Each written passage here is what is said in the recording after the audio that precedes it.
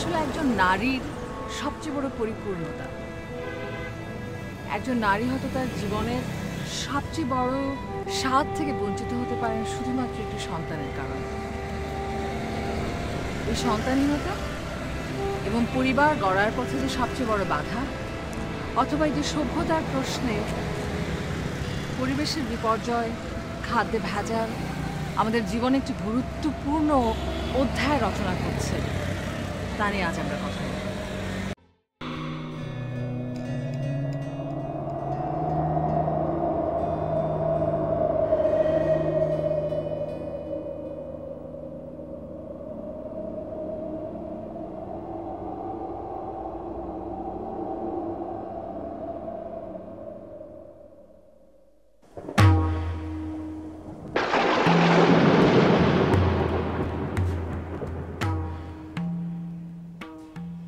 যাইতেছস কেন?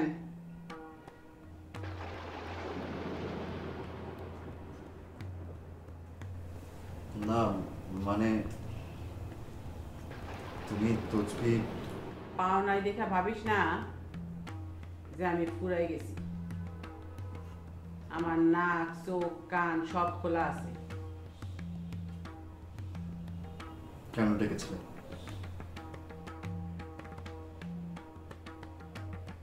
সময় খুব কম না?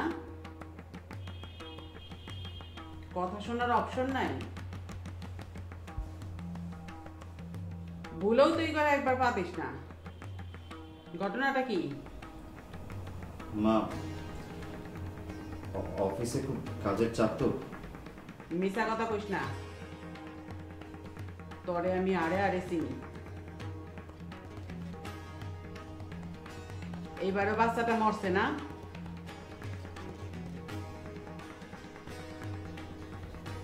হ্যাঁ। ডাক্তার এবারে কি কয়? ডাক্তার তেমন কিছু বলেনি। আর এটা একটা অ্যাক্সিডেন্ট না। আমারে শিখাইস না। পেটে বাচ্চা আইবো, মরবো, আর ডাক্তার তবে অ্যাক্সিডেন্ট? ওইরকম ডাক্তারের দরকারটা কি? শোন, এইবার নিয়ে তো 3 বার হইল। দেশ বিদেশ কোনো কিছুই তো বাদ নাই, সব শেষ। আমি আমার বংশের বাতি দেখা যাইতে চাই, এইটাই হইল আমার শেষ কথা। মা, আমি কোনো কিছুই বুঝতে চাই না। প্রেম কইরা বিয়া করছস মানছি, কিন্তু মানারও একটা সীমা আছে। যা।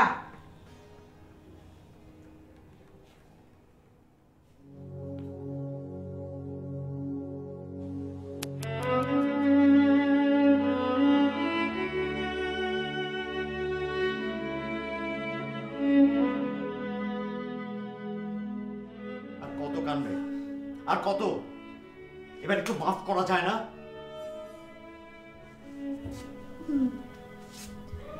আমিও তাই ভাবছিলাম, কেন যে আমি মারা যাই না,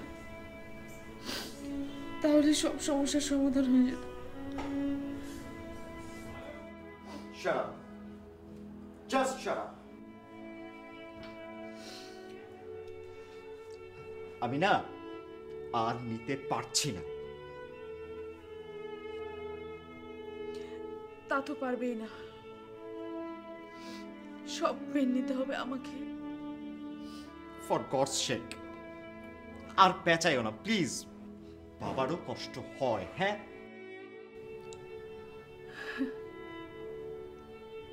বাবারও কষ্ট হয়। 6 মাস, 3 মাস, 9 মাস একটা বাচ্চাকে পেটের মধ্যে বড় করার পর সে যখন থাকে না, সেই মায়ের মানসিক আর শারীরিক যন্ত্রণা তুমি কখনোই বুঝবে। সবকিছু তুমি একাই বুঝছো, আর এই 6টা বছর ধরে আমাকেও বোঝাচ্ছ। মা কি বললো? সেটা তোমার জানার দরকার নেই। তুমি না বললেও আমি জানি কিসের রাগ এখানে এসে ঝাড়ছ, সেটাও আমি বুঝতে পারি। সবকিছু তো তুমি একাই বুঝছো। এই এত বোঝো কেন? হ্যাঁ, এত বোঝার দরকারটা কি তোমার? আমি বলেছি কিছু তোমাকে? কিছু বলেছি?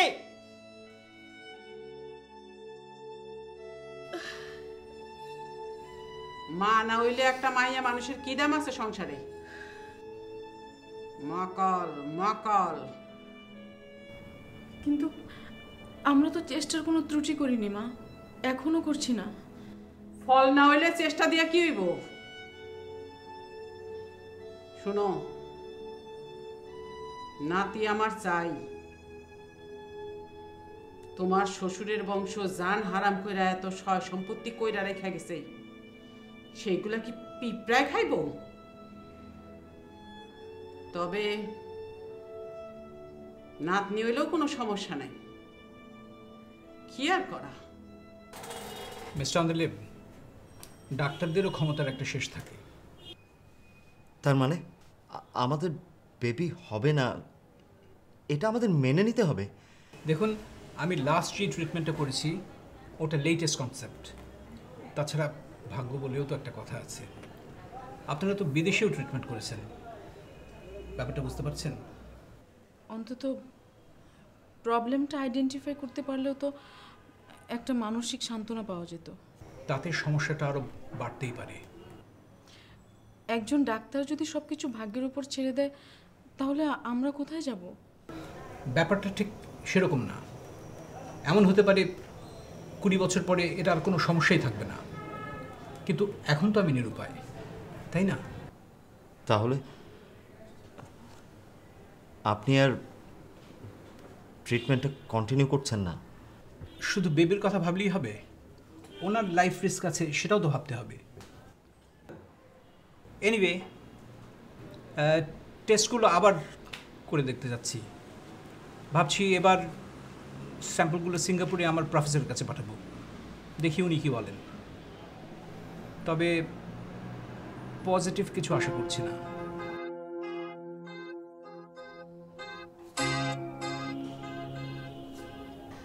আচ্ছা, আমাদের এমনও তো হতে পারে যে কেউ কখনো মা বাবা হতে পারবে না, পারে না? পারে, কিন্তু আমার ক্ষেত্রে কেন এটা হতে হবে? পৃথিবীতে আর কোনো মানুষ নেই। এখনই এত এক্সাইটেড হয়ে যাচ্ছ? সামনে তো আর অনেক কিছু পড়ে আছে। সিঙ্গাপুরের টেস্টের কথা বলছো? ওসব নিয়ে আমি ভাবছি না, এটা তো সান্ত্বনা মাত্র। আমি ভাবছি মাকে কিভাবে ফেস করবে। তুমি তো আমাকে ভালো করেই চেনো। মার বিরুদ্ধে দাঁড়াতে পারবে?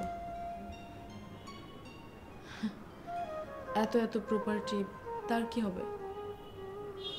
এগুলো কিন্তু সত্যি অনেক বড় প্রশ্ন, আর এসবের সমাধানও অনেক কঠিন। তুমি অন্যায় কিছু বললে সেটা নিশ্চয়ই আমি মেনে নেব না। মানবতাটা সবার আগে। কার জন্য মানবতা? আমার জন্য নাকি তোমার জন্য?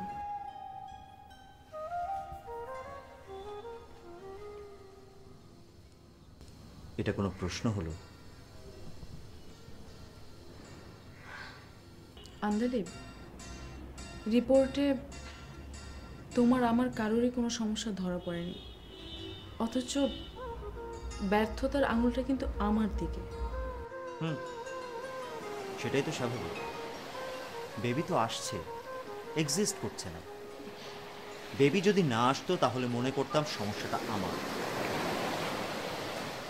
অবাক হবার কিছু নেই, যে কোনো বোকাও এটা বুঝতে পারবে।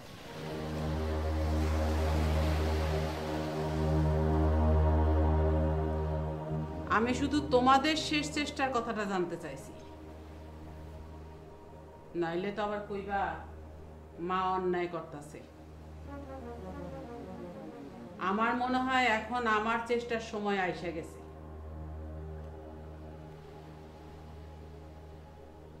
কি করতে চাচ্ছ তুমি? ফারিয়া, এখন তুমিই কও আমার কি করা উচিত। বিয়া শাদি পরিবার এইসব তো মানুষ এমনি এমনি করে না, বহুত কারণ থাকে। বংশধর ধন সম্পত্তি শুধু কথা না। আজ তোমরা না থাকলে আমি কই গিয়া খাড়াইতাম কও? মা, আপনার মানসিকতার সাথে আমাদের মানসিকতা মিলবে না সেটা আমি জানি, তবে আমার মনে হয় আমরা একটা ছেলে সন্তান অ্যাডাপ্ট করতে পারি। এমন অনেক শিশু তো আছে যাদের কোনো পরিচয় নেই, মা বাবা নেই, দেখাশোনার কেউ নেই। আমরা যদি কাউকে নিয়ে আসি তাহলে ওর অন্তত একটা পরিচয় মিলবে। কি বাড়িটারে তুমি কি এতিমখানা বানাতে চাইতেছো? তাইলে একটা কেন, যাও রাস্তাঘাটে যে যেখানে যতগুলা বাচ্চা পড়ে আছে সবগুলারে নিয়ে আসো, বাড়িটারে ভইরা ফেলো। মা, মা ফারিয়া তো খারাপ কিছু বলেনি। চুপ! ওই সব বাচ্চা যদি ভালো বংশের ভালো রক্তের হইতো তাইলে থাক, আর কইলাম না। আমার মনে হয় আপনি আবার আপনার ছেলের বিয়ে দিতে চাইছেন। এই ব্যাপারে তোমার তো কোনো আপত্তি থাকার কথা না ফারিয়া। আমি জানি তুমি আমার পরিবারের ভালো চাও, আমরা তোমারে কোনোদিনও অবহেলা করব না। ইম্পসিবল মা। আমি এক কথার মানুষ, আমার কথা না শুনলে তোমাদের যেইখানে যেইভাবে বাঁচতে ইচ্ছা করে যাইতে পারো, আমার কোনো কষ্ট হবে না।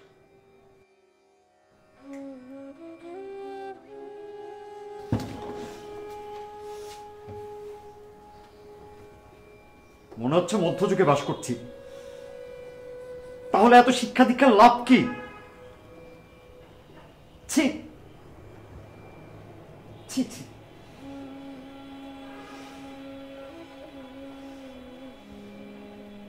আমার মনে হয় উনি ঠিকই বলেছেন। কি?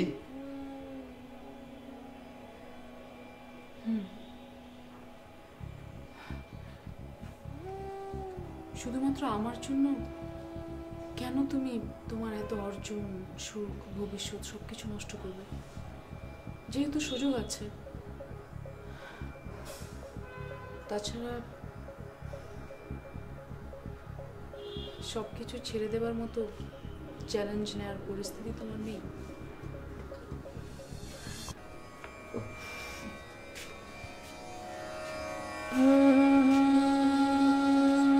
তুমি নিশ্চয়ই আমার সাথে ফান করছো। না না, আমি মোটেও ফান করছি না, আমি সিরিয়াস। আরে জীবন তো একটাই, তুমি কেন বাবা হবে না? আমার জন্য করুণা করে কি লাভ? আমি সেটা চাইও না।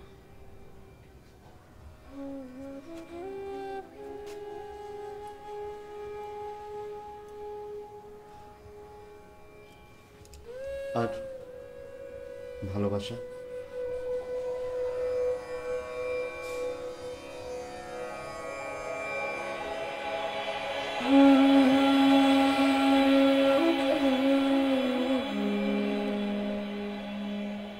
ভালোবাসা তো স্যাক্রিফাইসের কথাই বলে, তাই না? আমি তো আছি।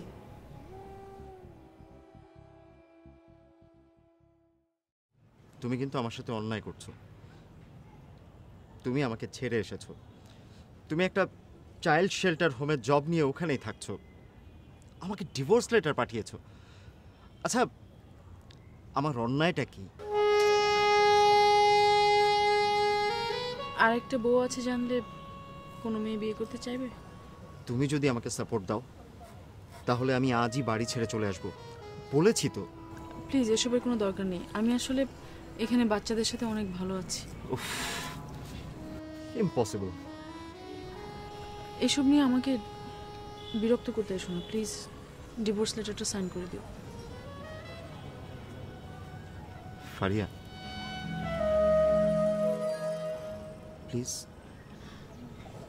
আমাকে যদি দেখতে ইচ্ছে করে তাহলে এখানে চলে এসো। কি ব্যাপার কি? বাইরে গাড়িতে আত্মীয় স্বজন সব বসে আছে, তুমি দেরি করতেছো কেন? আমি এখনো ডিভোর্স লেটারে সিগনেচার করিনি। ওই কথা বললে তুমি পার পাবা না। 3 মাস হয়ে গেছে, ডিভোর্স এমনি হয়ে যাবে।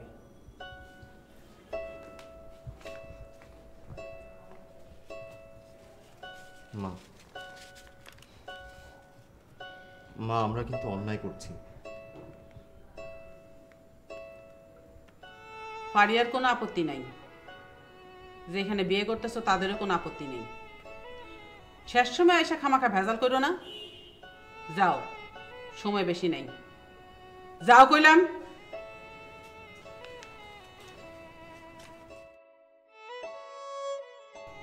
মিস্টার আন্দিলিব, আপনি না এসে কি উপায় বলুন?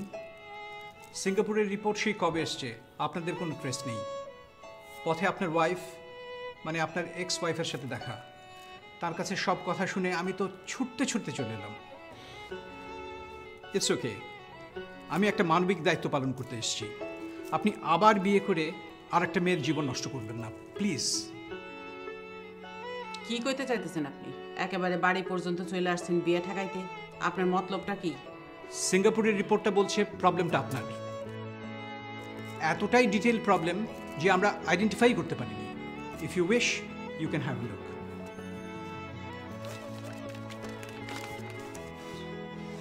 Thank God, thank you doctor, thank you very much. আমার চোখে তো এখন জল বয় না,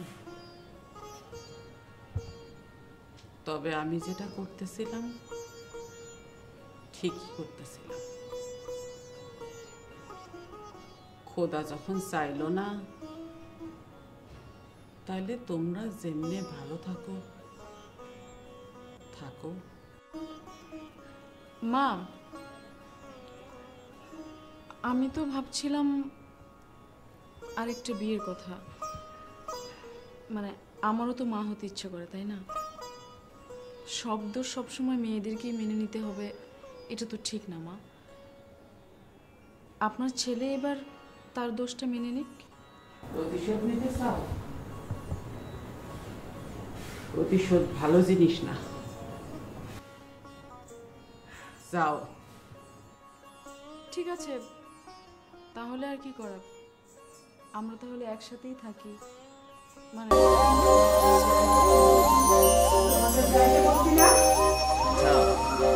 যাচ্ছি সেটা বলুন। একটা চাইল্ড কেয়ার হোমের জন্য আমি জায়গা দিচ্ছি, এই যে সামনে। ইঞ্জিনিয়ারের সাথে কথা বলে আছে, এখন শুধু তুমি ওকে করলেই বিষয়টা হয়ে যাবে। সব কিছু শেষ করে এখন আমার ওকে দরকার, তাই না? হ্যাঁ, কারণ আলটিমেটলি টাকাটা তো তোমাকেই দিতে হবে। চলো। মিস্টার আন্দিলিব,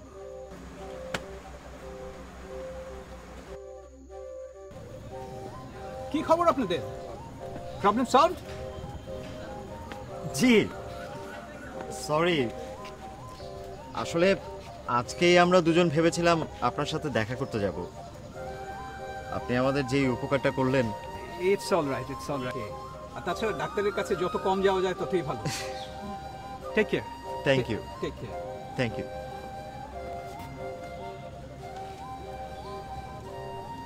আচ্ছা, তুমি যে বললে ডাক্তার উপকার করলেন, কি উপকার?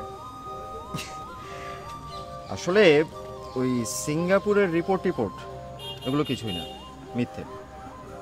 আমি ওনাকে সিনসিয়ারলি রিকোয়েস্ট করেছিলাম তোমার আর আমার রিলেশনটা যেন টিকে থাকে। উনি সেটা করেছেন।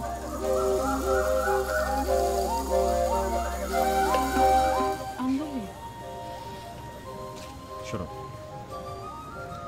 বড় কোনো উপকারের জন্য, বড় কোনো অন্যায় ঠেকানোর জন্য এইটুকু মিথ্যে কথা তো বলা যেতেই পারে, তাই না?